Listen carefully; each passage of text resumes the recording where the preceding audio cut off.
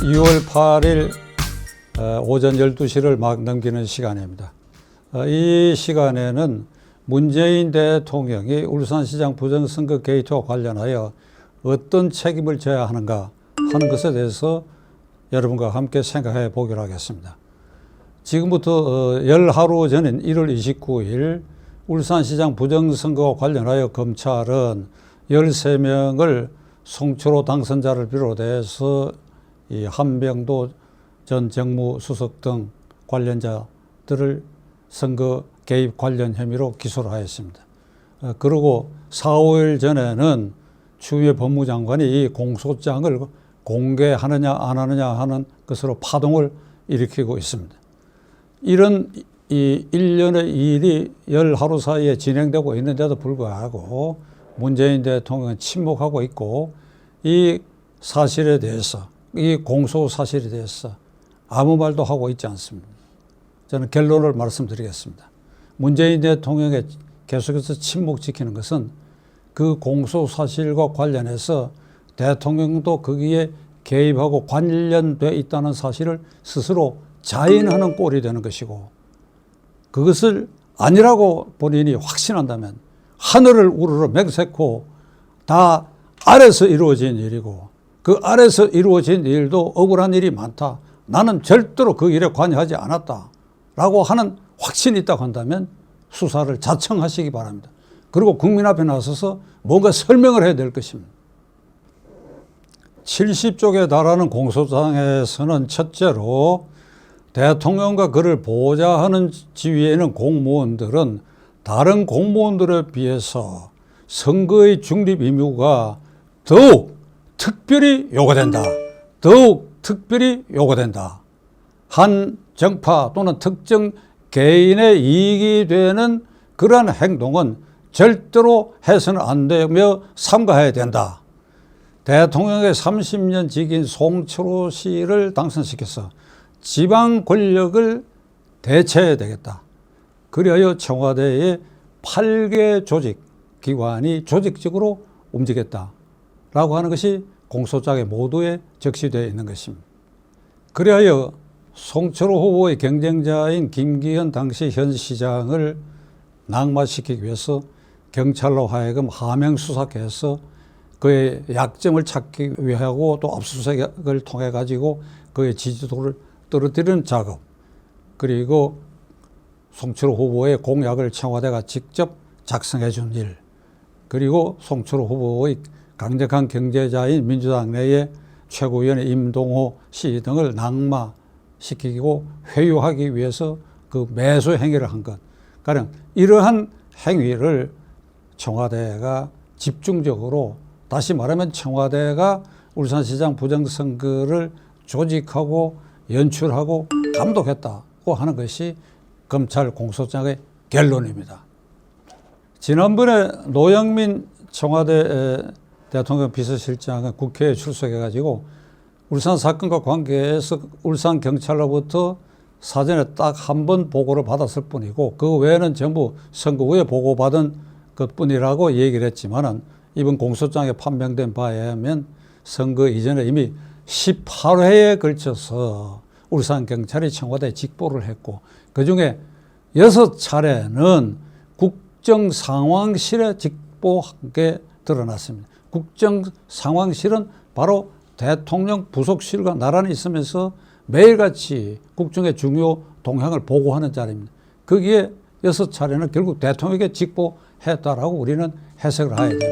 그리고 이 공소장 전체를 통해서 대통령이라는 단어가 31회 곳곳에 언급되고 있습니다. 13명의 불구속 기소된 사람 가운데는 청와대 관련자가 5명이나 있고 그 외에도 공소장에 적시된 내용에 미루어봐서 추가로 더 조사해서 기소될 사람이 있다는 것이 암시되어 있을 뿐 아니라 자연스럽게 대통령도 이 수사선상에 올라 있는 피의자로 간주할 수밖에 없는 상황에 이르렀습니다. 대통령이 피의자로 이러한 상황에까지 몰려 있습니다. 그런데도 문재인 대통령은 지금까지 침묵을 지키고 있습니다. 앞에 말씀드린 것처럼 이 공소장의 내용에 미루어봐서 대통령의 침묵은 사실을 인정하는 것으로 볼 수밖에 없습니다. 결백하다면 국민 앞에 나서서 말을 하셔야죠.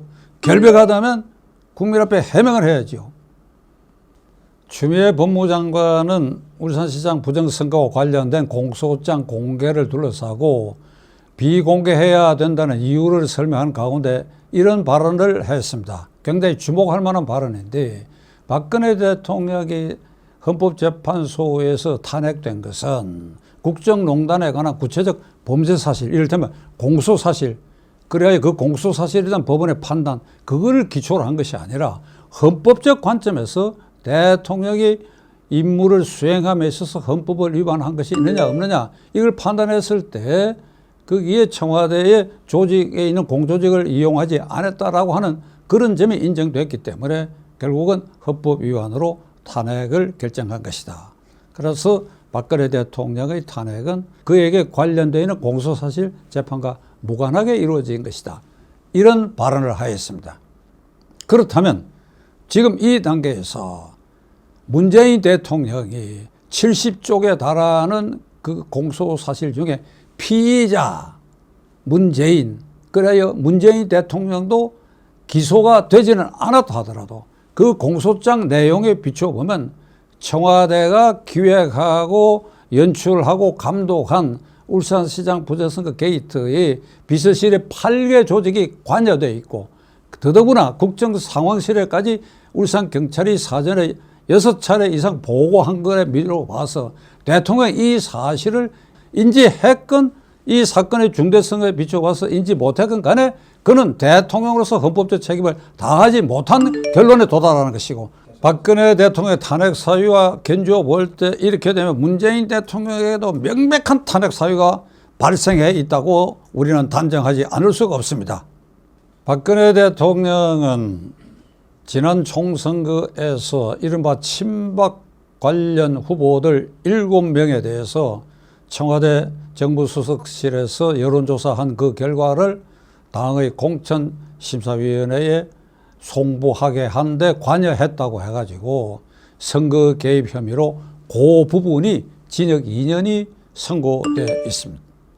이것에 비춰본다면 이번 울산시장 선거 게이트는 검찰의 공소장에 적혀있는 그 일련의 상황을 봐서 이것은 대통령이 중대한 헌법적 책임을 다하지 못했다라고 우리는 결론을 내릴 수밖에 없습니다.